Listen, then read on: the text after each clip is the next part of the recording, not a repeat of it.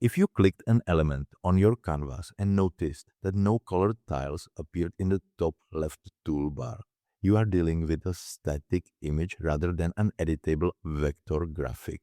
Native Canva graphics are made of code and shapes, which allows you to change individual colors. Static files like JPEG or PNG photos are flattened pictures made of pixels. So Canva cannot isolate individual parts of the design to change their color automatically.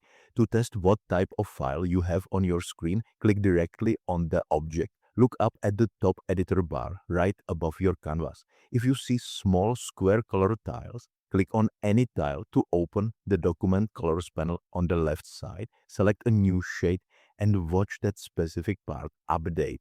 If you only see options like edit photo, crop or flip, you have a flattened raster image.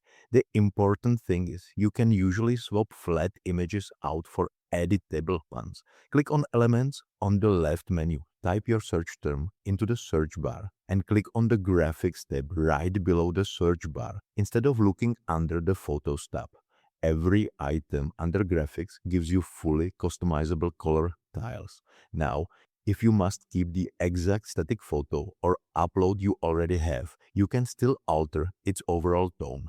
Click on your photo, go to the top bar, and click Edit Photo. Scroll down the left panel to the Filters section and select the duotone. Click on any preset, then click the adjustment controls inside that preset to set custom colors for highlights and shadows. The trade-off here is that you lose the multicolor detail of your original photo, as duotone forces the entire image into a two-color tint. Alternatively, scroll down inside Edit Photo to the Adjust tab. Here, you can drag the temperature, tint, and saturation sliders left or right to shift the colors across the whole picture. That goes both ways because while you get to keep the original photo layout, you cannot isolate just one single background object or shirt color without affecting the surrounding pixels.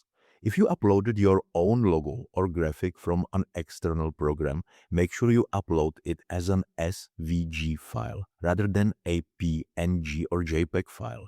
When you drop an SVG onto your workspace, Canva breaks it back down into editable vector layers, bringing back those clickable colored tiles in your top bar.